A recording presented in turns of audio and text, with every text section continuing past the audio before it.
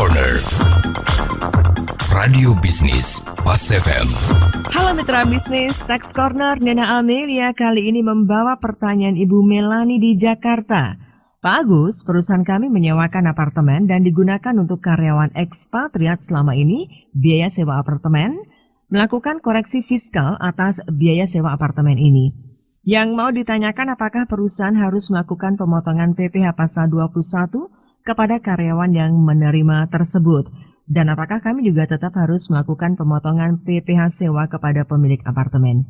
Ibu Melani di Jakarta, pertanyaan Anda akan dijawab oleh Bapak Agus Susanto Ihin, Tax Partner dari ATS Consulting. Jadi pada umumnya suatu perusahaan kalau dia memberikan imbalan berupa gaji dan tunjangan, ya bisa diberikan dalam bentuk uang, ya, yang mana diberikan kepada karyawannya. Nah, biasa kan dibayarkan melalui transfer atau tunai langsung seperti itu. Nah, istilahnya pemberian ini namanya benefit in cash. Nah, tapi juga seringkali juga perusahaan memberikan imbalan dalam bentuk lain. Nah, contohnya seperti apa? Misalkan pemberian dalam bentuk barang atau pemberian fasilitas tertentu. Nah, inilah yang namanya imbalan dalam bentuk natura dan atau kenikmatan. Ya, jadi natura ini adalah pemberian dalam bentuk barang.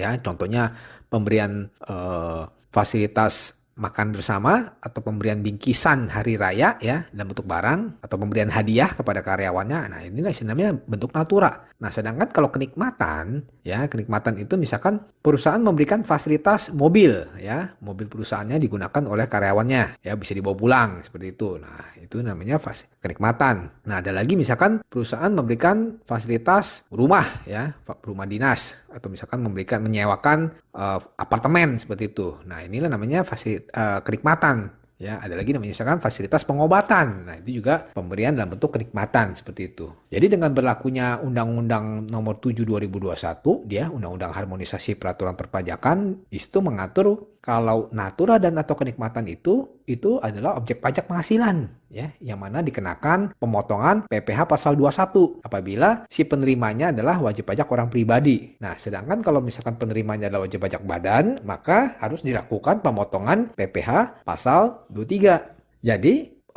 perlu saya informasikan juga ya bahwa tidak semua natura dan kenikmatan ini yang menjadi objek pajak. Nah, jadi ada diatur ya di pasal 4 ayat 3 di Undang-Undang PPh kalau natura dan kenikmatan itu ada yang dikecualikan dari objek pajak. Nah, contoh seperti apa? Nah, contohnya adalah pemberian makanan dan minuman bagi seluruh pegawai. Ada yang kedua, itu ada namanya natura dan kenikmatan yang disediakan di daerah tertentu. Nah, yang ketiga, ada lagi namanya natura dan kenikmatan yang harus disediakan oleh pemberi kerja dalam pelaksanaan pekerjaannya.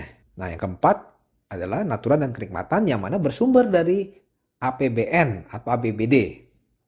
Nah, dan yang terakhir adalah namanya natura dan atau kenikmatan dengan jenis dan atau batasan tertentu.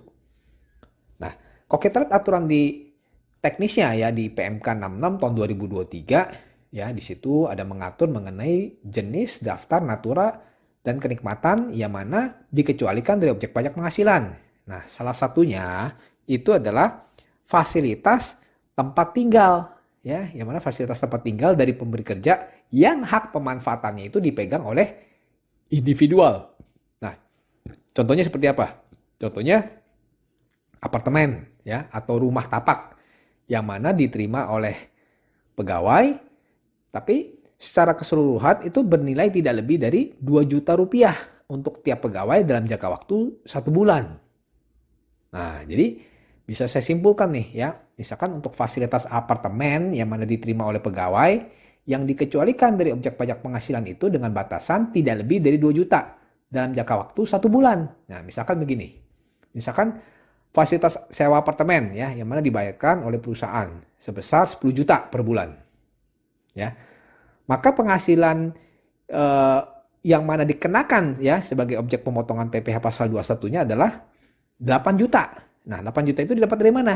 Dari 10 juta ya, sewa apartemennya 10 juta per bulan, dikurangin dengan batasannya 2 juta. Nah, jadi didapatlah angka 8 juta. Nah, 8 juta inilah yang mana merupakan penghasilan yang dikenakan PPh pasal 21. Jadi 8 juta ini nanti merupakan kenikmatan ya, fasilitas kenikmatan yang digabungkan dengan penghasilan gaji seperti itu.